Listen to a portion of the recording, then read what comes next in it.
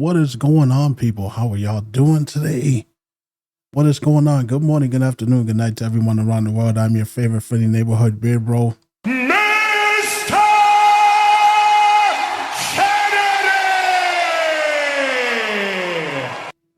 Welcome to the very first episode of the Mr. VG podcast. How are y'all doing today? First and foremost, let me give a shout out to my older brother, Mike.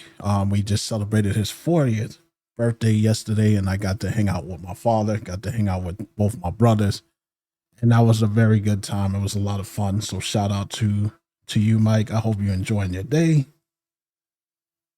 We got a lot of news for y'all today. I mean, shit, I've had at least about a month of notes that I try to compile into this whole thing. So I got some good content for y'all. I hope everyone is doing good today. So let's start off with the miscellaneous news here. Got a couple of games that I'm excited for. Sega, out of nowhere, like just like a bomb dropped on your head. Out of nowhere, they decide that they're going to come out with a new Shinobi game, a new 2D action platformer.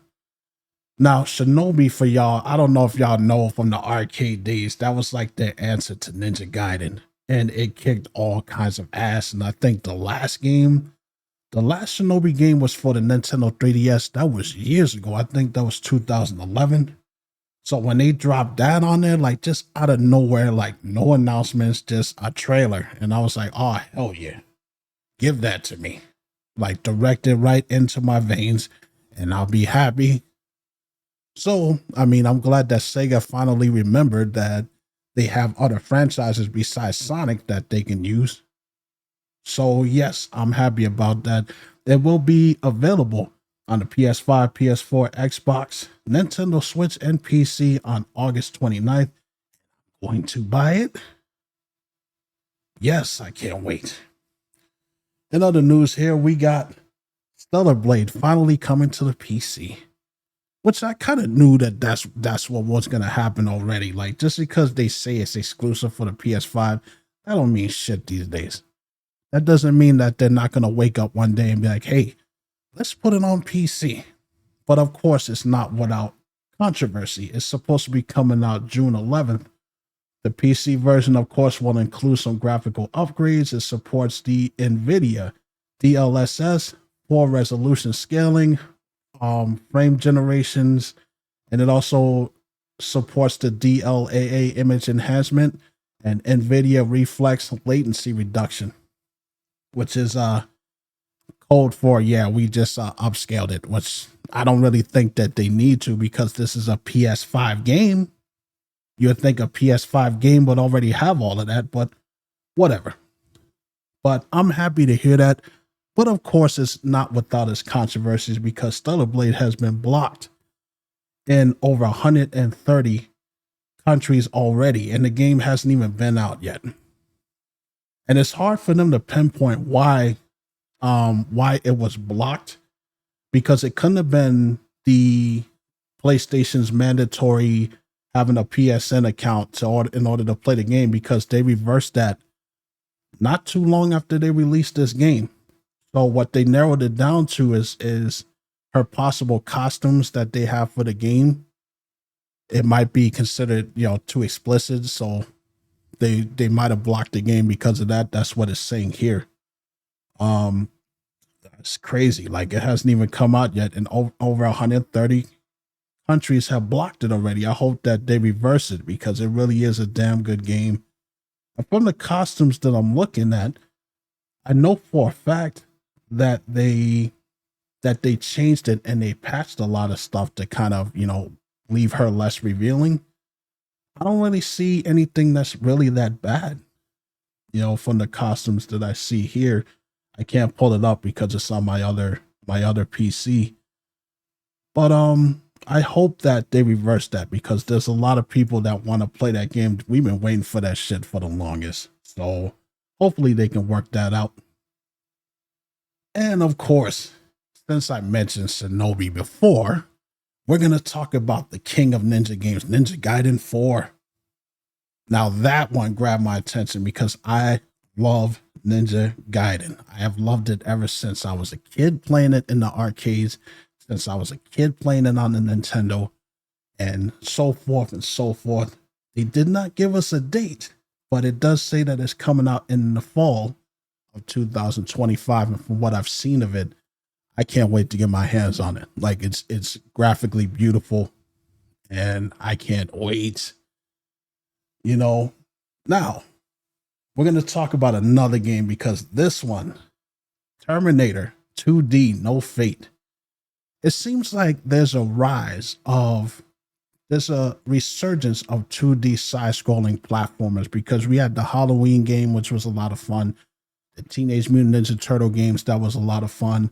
We had the I forget what the other one was, but yeah, I know we had Halloween, Teenage Mutant Ninja Turtles, and now we have this one, Terminator 3D. I got a good look at this, and when I tell you that this game looks awesome, and they go through all of that. You start off as John Connor in the future, and then you get to play as Sarah Connor, and then you get to play as the Terminator. So it's just like a whole bunch of cool shit, scene by scenes from Terminator 2. And I just can't wait to get my hands on that one as well too. That's also going to be on the PS4, PS5, Xbox One, Xbox Series X, Nintendo Switch, and PC. And I can't wait. They did not give a date for it yet, so it's to be determined. Now, I'm pretty sure a lot of people are disappointed for this one, which I'm really not surprised, but Grand Theft Auto 6 is delayed until May 26th of 2026. It says Rockstar has delayed Grand Theft Auto 6 until May 26th, like I just said. It was due to the fall of it was supposed to come out this year, and in fall in 2025. Didn't even give a date on that. It says in a statement, Rockstar apologized for the significant delay, expected to be the biggest entertainment launch of all time. We are sorry, and we are sorry that this is later than you expected, Rockstar said. You know what? Honestly, I look at it like this. I'd rather them take their time.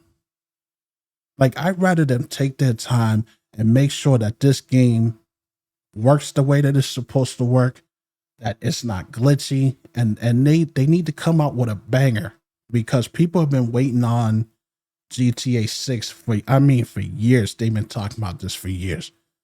So I'd rather them not rush it. I'd rather them take their time and make sure that it works. Take the Nintendo route when they did the Nintendo 64 stuff. They took their time with the delays and stuff, and then when we finally got the finished product, it was worth the wait.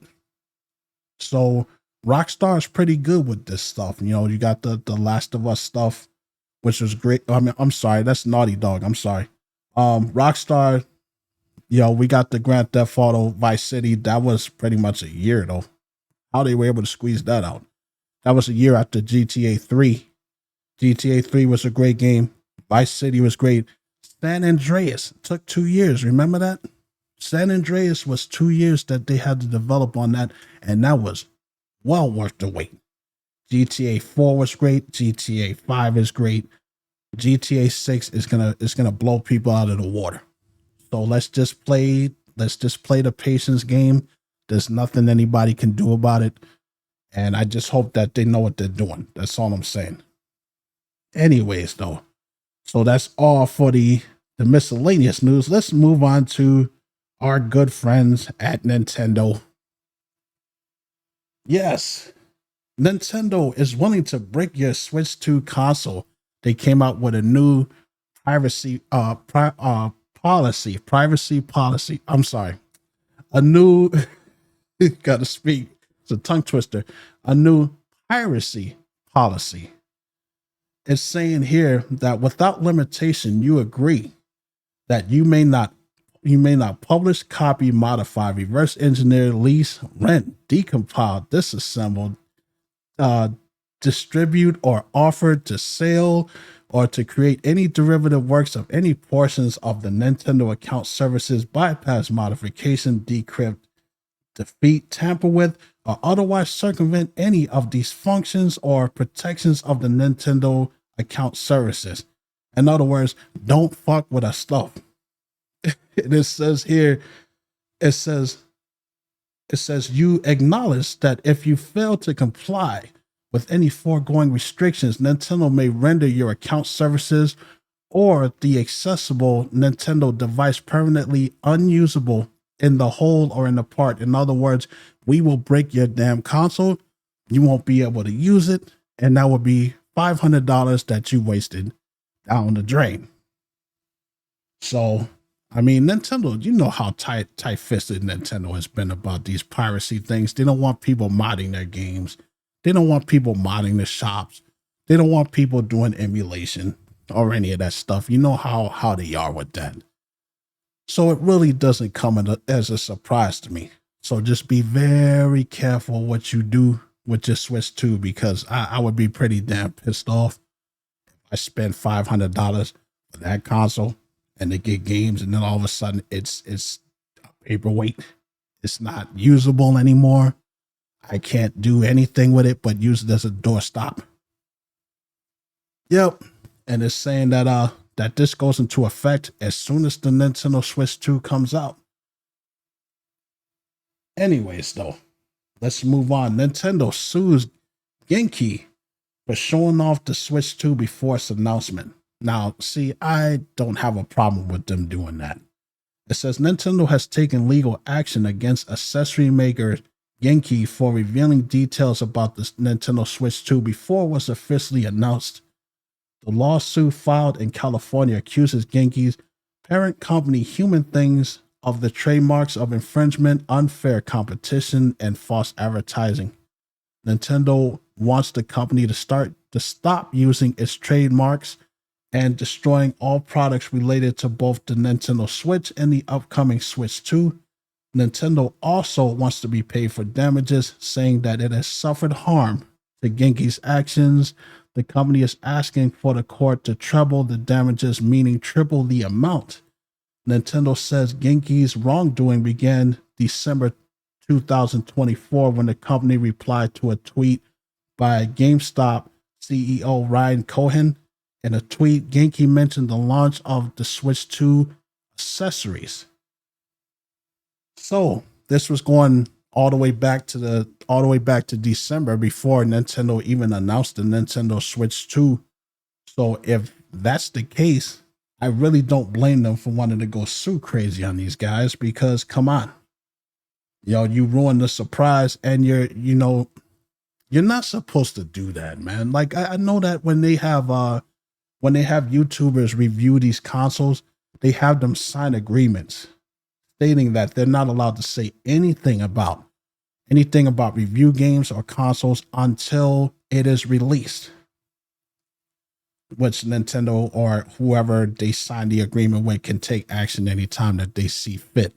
So I don't know what the hell Genki was thinking, revealing accessories before the console even comes out. They didn't even know what it was going to look like yet. So it's like, what the hell, dude? So I don't blame them for wanting to sue these guys. Even though Nintendo will pretty much sue you for breeding these days. That's pretty much what they're all about. Anyways, though, I'll keep an eye on that one. I'll update y'all on that. If you guys are a fan of the Killer Instinct series, that's a name from the past that I haven't heard in a long time.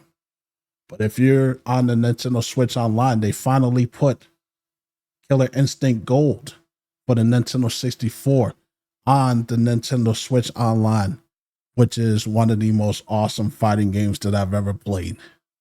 Like, if y'all don't know what Killer Instinct is, I don't know what y'all were doing with your lives. That was Rare's answer to Mortal Kombat and Street Fighter. And I remember my first time playing Killer Instinct, it was when my dad he went to a pool place with my uncle, and he gave me the quarters to just go out and play the arcades, because you had like a long line of arcade machines. And I mean, you had Virtua Fighter, you had Mortal Kombat 2, which was in the middle of the place, and you had all of these Daytona USA and all of that. And I got my first glance of Killer Instinct and that badass music, that robotic voice, Killer Instinct. And you hear that crazy music that Rare was just known for epic music. And I got to play that the first time. And then, of course, I got it for the Super Nintendo, which was a black cartridge. A lot of good memories. So if you guys have never played Killer Instinct Gold and you got the Nintendo Switch, what the hell are you waiting for, folks? Get your hands on it, play it, and enjoy it. You'll thank me for it later. Now, we get to the whole thing that a lot of people don't really, I had to really read up on this. Nintendo comments on the controversial Switch 2 game key cards. So, from what I understand, is that when you buy the Nintendo Switch 2 games, it's literally just a cart that just allows you to download the game onto your Switch. So it's not a physical game. And a lot of people are worried about that, which I mean, they should be, because you don't really own the game. You got the cart that allows you to download the game to the Switch too. So I mean, I can understand that. It says Nintendo's own Doug Bowser has discussed the Nintendo Switch 2 game key cards and has stated that physical games are still a part of the key company's business. However, the Nintendo CEO also provided the same insight as to why game key cards are being utilized for the Switch 2. While many gamers are extremely excited to try out the Nintendo Switch 2, there have been some concerns regarding the new system as well. One of the biggest among these is the existence of game key cards, which makes up the significant percentages of the Nintendo Switch 2 launch titles.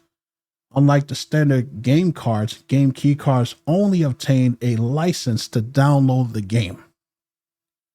With the opening of the San Francisco Nintendo store, Nintendo CEO Doug Bowser discussed the game key cards with IGN and how they play a role in Nintendo's business.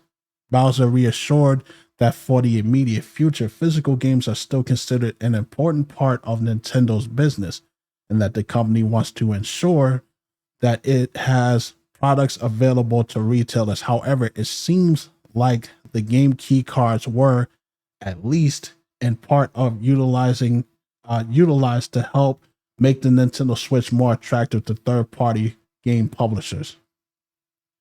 Now, they're saying that, basically they're using these cards so that they can put more powerful games on it. That's what he cited here, that they can put more graphically powerful games on it. There's pluses and there's minuses to it, because if you're buying a game that's $80 and you think that you have the physical game and it's just a license on a cartridge, then you don't really own it. You're basically paying to rent the game. That's what it sounds like to me. So I can understand the concerns of the gamers. I wouldn't like that either. However, if it is what he says here, so that they can be able to put more powerful games, because make no mistake about it, they are putting more powerful games that the original Switch could not play. I saw that when I saw Street Fighter 6 that they're gonna launch with this console. So yeah, we're getting some more powerful games.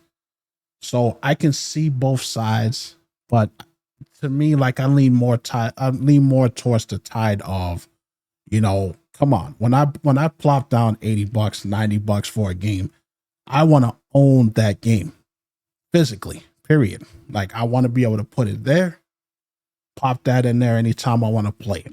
I'm not really a fan of a license on a cartridge. That's bullshit. Not a fan of that. So, and the rest there, he says, despite a game key card being sold, being a solid in a physical Nintendo Switch case, the item itself is simply a card that's inserted into the console, downloading the game onto the device. This means that no actual data is on the card itself. Yeah. No, like I said, I stated how I feel about that, folks. I'm not really a fan of that. But we're just, that's the way that things are going. Things are going all digital. That's my thought process on this thing. They're slowly phasing out physical gaming media and even movies and stuff like that. This stuff is going to be streaming stuff. I wouldn't be surprised if the PS6 would just be all digital. I would not be surprised if that's the case. We already know that the next Xbox console, if they come out with an Xbox console, that's probably going to be all digital. It's going to be a whole streaming thing. So it is what it is, folks. There's nothing we can do about it. We'll just have to see how it goes. Anyways, now to good old Sony.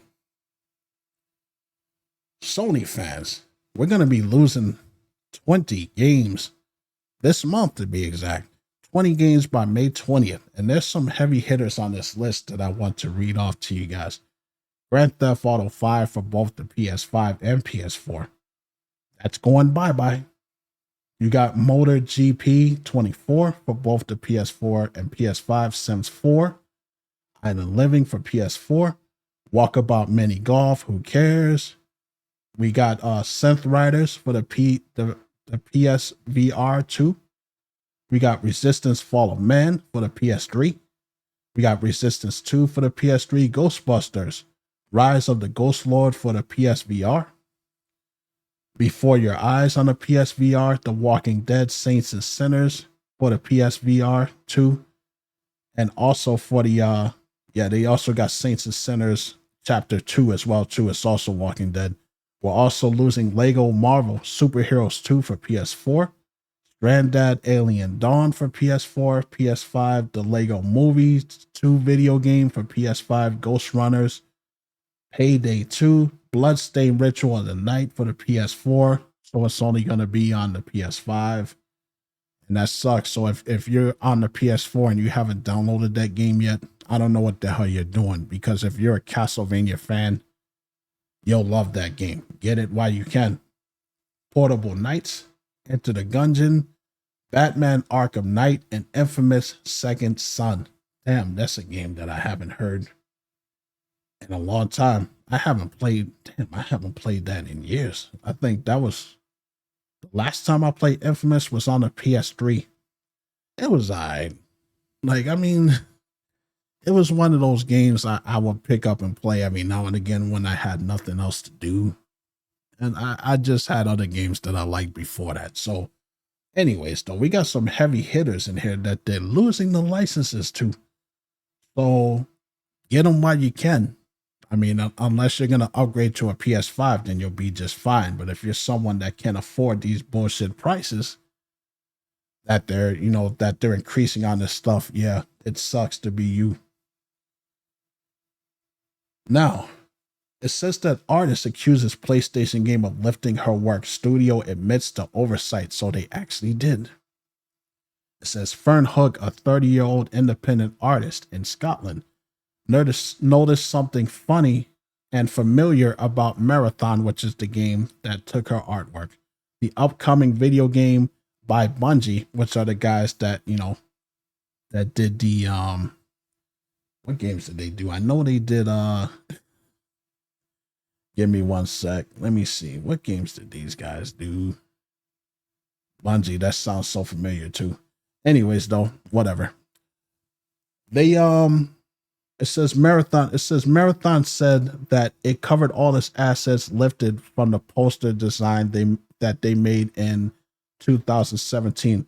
All in the alpha version of the game, which allows the general public to play the early versions of the multiplayer shooter. She became suspicious. We're talking about the artist. She became suspicious when the game was announced in 2023's trailer, but nothing appeared to be derivative at first. It was kind of vindicating to see direct plagiarism, because it was meant, and that's a typo there. It says I was vindicated to see direct plagiarism because it meant I wasn't crazy. That's what they meant to type there. Come on, man. Y'all got to do this proofreading stuff. We're feeling uncomfortable with the overall direction. Hook said to the Washington Post, I kept quiet about it because I was advertised to seek legal action, but I didn't have enough time or money to fly to the US to pursue the unwinning case against Sony. So Marathon stole her work, didn't give her the credit for it, and she couldn't take action because she didn't have the money and time, which I can definitely understand that, to take on a juggernaut like Sony. And I know that's got to be disheartening for her. The Marathon developers, this is Bungie, they talked about, they said on X that it was looking into a concern regarding unauthorized use of artist decor in Marathon. Dang, you guys got to learn how to type, bro. These guys are bad with this stuff. Artist decor in Marathon, and confirmed that a former Bungie artist, that's what they meant to type, including these in a texture sheet that was ultimately used in the game. The issue was unknown by our existing art team, and we are still reviewing how this oversight occurred. In the studio posted on X, that's what they posted. It says, adding to it, contacting Hook to discuss the issue was committed to do by the right. Dang, you guys are terrible at typing. Oh my God. There's so many typos on this. It says it was committed to do by the right, the artist. That's what they typed. Holy crap. Yo, do people not proofread this shit before they post it? The studio said that it is conducting a review of the game's artwork significantly, the images made by the former artist, and implementing stricter checks to document all artist contributions, which is what they should have done to begin with.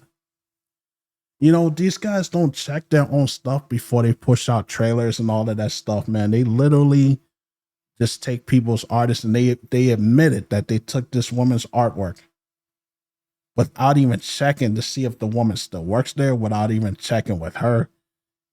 And you guys got caught with your hand in a cookie jar. You guys are idiots, man. You guys are idiots, man. Oh, and it's just sucks. I feel bad for her because she doesn't have the money and the time to fly from Scotland here to sue Sony. So they pretty much get away with this.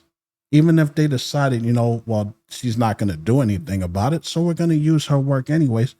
It just sucks. All that hard work, because it's not easy. I used to work for security for EA, and I watched these people work, 12, 16, 15-hour days working on artwork and stuff. It's not cool, man. So, Sony, you can hold that L for that shit. So we got PlayStation's Fair Games reportedly delayed, which Fair Games is one of those another one of those multiplayer games, because we don't have enough of those. But it says it's delayed as studio head leaves. So we have a lady, Miss Jade Raymond. She leaves PlayStation's Haven Studios. It's the company that she founded. So it says the industry veteran Jade Raymond founded Haven Studios in 2021, and it was acquired by PlayStation in 2025, now just a few years later. Before the team could release its very first game, a online heist shooter, Huzzah, named Fair Games, Raymond has exited the company. Bloomberg broke the news, revealing PlayStation's leadership didn't give the Haven staff enough reason for her departure, so they didn't even tell them why she was leaving. But notes that it occurred several weeks after an external test of Fair Games. The publication's sources say some developers at Haven were concerned about how the game was received and its progress. A lot is riding on Fair Games as part of PlayStation's push for live services games. Through many, they brought up Concord. Oh my God. Though many have since been delayed or canceled in development, PlayStation is looking for another hit like Hell's Divers and not another fail like Concord. Oh my God. Concord has become the measuring stick for all games that fail. but still stumbles with recent releases like, oh my God, they won't leave it alone. Still stumbles with recent releases like Concord, which shut down less than 2 weeks after its launch, with a lukewarm reception to Bungie's upcoming marathon, which is now in hot water as a result of plagiarized art, which is what I just mentioned with the artist that had her stuff stolen. Sony said Jay Ramone has been an incredible partner and visionary force in founding Haven Studios. A PlayStation spokesperson said to Bloomberg, "We are deeply grateful for her leadership and contributions, and we wish her well in her next chapter." So they don't know why she left. They don't know if it was an internal issue with her and PlayStation. Maybe she wasn't getting enough money for the project. Maybe they weren't taking the project as serious as she wanted Sony to take. I'm sure that more news is going to come out, but to leave before your very first game is about to come out, there's something funny about that. Like, I don't know, man. It sounds to me like it may be a money issue. You know, maybe that the team just didn't have enough money to do what they need to do with the game. Maybe Sony just wasn't paying too much attention to it, which, to be honest, after Concord and after a lot of these live services games, I'm surprised that they even have the damn section open at this point. I would have been closed that shit down because they're bleeding money. They are bleeding money from all of these live service games that literally are just cookie cutters of every other multiplayer game that comes out. Like, come on. We got enough of this shit. So, I mean, it is what it is. I'll keep up with that as well, too. And that's it for the Sony news. Now let's move on to our good friends at Xbox or Microsoft, whichever you want to call them. You know, I have to say this. Like, when it comes to Xbox, when it comes to Microsoft, it seems like they have become the Sega of the video game console world. You know, when the first Xbox came out and the Xbox 360, like, they were monsters. They were actually competitors to Sony. And now I look at them now, they're just laughing stocks. Like, they're just jokes now. It's like they're going out of their way to just screw their fans over and to just be like, hey, don't buy our stuff. Do not buy our hardware. Do not buy our Game Pass. Because all of these moves that I see these guys doing it just doesn't make any sense to me. It's ass backwards. But we do have one good note here. I don't want it to be all negative. Siberia Remastered announced for the PS5 and the Xbox Series and the PC. Publisher Microids and the developer Virtualise Gaming and Microids Studio Paris have announced Siberia Remastered, a remake of the Benoit Sacal's point-and-click adventure classic game for the PS5, the Xbox Series, and the PC. It will be launched in Q4 of 2025. Kate Walker, a brilliant lawyer from New York, is sent to a remote village in the French Alps to finalize the sale of an old automation factory. But when she begins her assignment, she soon turns into an extraordinary journey across Eastern Europe, and it is snow-covered landscapes. So that's basically what that is. And this girl looks oddly like Lara Croft from the Tomb Raider series. And I remember there being some controversy with that as well, too. Like, you know, of course, Crystal Dynamics wanted to sue these guys for lifting artwork, for copying Lara Croft, because she looks like Lara Croft. Like, if I pulled up a picture here with you guys, like, you guys would be like, yeah. I don't recall the original being a point and click. Well, that's what it says here.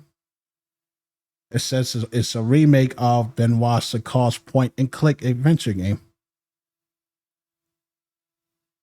That's what it says here. So that's what I'm just going to have to go by. I don't remember that either. Like, I remember watching Mr. G Star 321 play through it back in the day. Didn't look like point and click to me.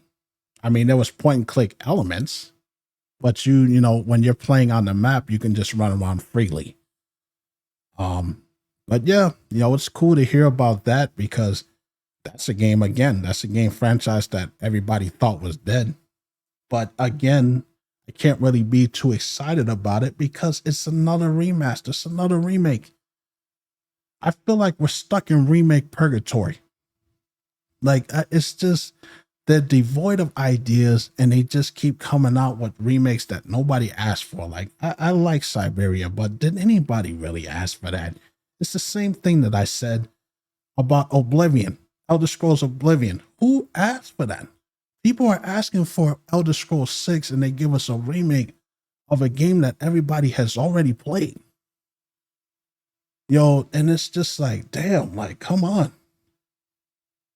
Like, that's like putting a Band-Aid on a gunshot wound. It's not going to work. People, yeah, oh, nostalgia. But once the nostalgia goes away, you know, people are just going to be like, okay, what's next? Are y'all going to give us a new Elder Scrolls? Are y'all going to give us a new Gears of War? Because they're doing that as well, too. They're porting a remastered to the Switch of what's it called? Gears of War. Which, you know, that seems to be Xbox's thing. Let's put our games on everybody else's consoles instead of working on ours. And here's another reason why I am just kind of like, I shake my head at this. Once again, we're getting an Xbox price hike. Microsoft's recommended retail pricing for its Xbox consoles will jump at least 20% for each version, according to a company announcement Thursday. The cheapest console on the market, the Series S, not the X. That's the all digital one. For the 512 gigabytes of storage will jump from $299 to $379.99. A price hike of more than 26%, while the version that has the 1 terabyte will jump from $349.99 to $429.99. That's almost $500. That's just for the cheapest one, for the digital version. The Series X and the digital X will raise $100. It says the digital version will go from $449.99 to $549.99. And the Series X with the disc will go from $499 to $599. That's $600. $600. Microsoft said it will also raise prices of some of its games to $80 in time for the holiday season, following in Nintendo's footsteps after it raised some of its game prices to $80 in April, breaking the previous industry standards for a $70 game. Microsoft did not mention Trump's tariffs by name in its announcements. They called it they cited market conditions and raising the cost of developments as a reason for the price hikes. Are they out of their fucking mind? Excuse my language. You already, like, make this make sense to me. Explain this to me, chat. You already have a hard time selling your console already. A lot of people are not buying the Xbox consoles, whether it's in the US, whether it's in Canada, whether it's in bumfuckaroo, whatever country. Nobody's buying it. So their brilliant idea is to be like, we're going to raise our consoles so damn high that we're going to make sure that nobody can buy it at all. That makes absolutely no sense to me. And it's like I said before I even got started, it's like Microsoft is trying to kill off the Xbox. They're trying to get people to say, we don't want you to buy it. We don't want you to play our stuff. It's Sega all over again. Y'all remember when Sega came out, when the Sega Genesis came out, it was a heavy hitter. It was a good competition to the Super Nintendo and the PC Engine and all of that stuff was out there then. Nintendo was moving on. They announced the Nintendo 64. What was Sega doing? They were releasing all of these peripherals, all of these attachments to try to keep the Sega Genesis around longer than it needed to be. the 32X attachment, the Sega CD, which bombed because nobody bought that shit. And then they were trying to push out consoles. They wanted to do a standalone 32X, which was, believe was called the Sega Neptune, which failed. By the time they got to the Sega Saturn, which was actually a great console, they had made so many stupid ass decisions, they didn't really have much money left. So when we finally do get a great console like the Dreamcast, by the time we got to that, they were so far in debt that the Dreamcast only lasted 2 years. And, so ends the story of Sega, because they haven't made a single console since then. And the Dreamcast, I believe, came out in 1999. And it was done by 2001. My point is, I'm using that as an example. It's like, what the hell are you doing? Like, why are you making these stupid ass decisions? There's no point in that. There's no point in raising it that damn high when you already know that people are not buying your stuff to begin with. And it's the same thing with the damn subscriptions. They're taking advantage of people. That's all it is. They blame it on this tariffs and all of this shit. It's bullshit. They're taking advantage of the fan base, man. And at this point, if the Xbox dies off, they get exactly what they deserve, man. Because everything that they done for, from the hardware to pushing the subscriptions on every damn thing, even LG TVs have it, to putting all of their exclusives that were only for Xbox fans on other consoles. And now this, Xbox is done. Xbox is done, man. You might as well just call it a day, take the Sega route, and just make games for other consoles, man. It's over. It's over. Rant over. It's bullshit, man. I'm sick of these companies taking advantage of us like that. Xbox is also losing a couple of video games on May 31st. Not too many known games, but there is one heavy hitter that I'm currently playing right now. Cassette Beast, Humanity, Remnant 2. That's the one that caught my eye. That's the sequel to Remnant from the Ashes. A lot of y'all that don't know what that is, it's an open world third-person shooter where you just go around, you build. It's one of those standard, get your own equipment, build up your character. It's a fun game. If you guys haven't played it, I got both of them on my background back here. They're also losing Slave X, which is a Terminal Afterthought. I don't know what that game is. And they're also losing Fireworks on the PC Game Pass. So not as many games as PlayStation, but still losing some of these licenses. And it's just, oh man, I just don't understand it. I just don't understand. Yes. Other than that, that is the end of my notes there, folks. Pretty smooth episode here. I hope that you guys enjoyed the very first episode of the Mr. VG podcast. I will be back probably on Sunday to finish up Metroid Dread, because I need to finish that, and then I need to finish off Saints Row the Third. I'm sorry I didn't do a stream yesterday because I was, spending my brother's birthday with him, spending time with my family. You're right. Midnight is corporate greed, man. Nothing else but that, man. And it's like, it's only going to get worse. It's only going to get worse, But anyways, though, I will say this before I end here, and then I won't say anything about it again. Shout out to Kelsey Fearless. She's a sweetheart. She's amazing. The Hot Taste podcast, I won't be doing that anymore. I'm not going to say that it's over for good, but from now on, this is going to be the route that I'm taking. The Mr. VG podcast will be my thing. I will always be grateful for that show. It will always have a place in my heart because it did a lot of good things for me. It brought me out of my shell, because before this whole streaming thing, before I even say that, like Kelsey Phyllis, watching her, she brought me back to streaming. She made me feel, she made me see how fun it is to stream once again, because I had no interest in streaming video games or doing podcasting. This was her idea, and it brought me out of my shell, and I will always be grateful to her for that, and I will always be grateful to that show, because it was my baby, along with hers as well too. And from now on, this is going to be the Mr. VG podcast, just with me solo, and there's no bad feelings, there's no bad blood. It's just something that we talked about, something we decided that I was going to do.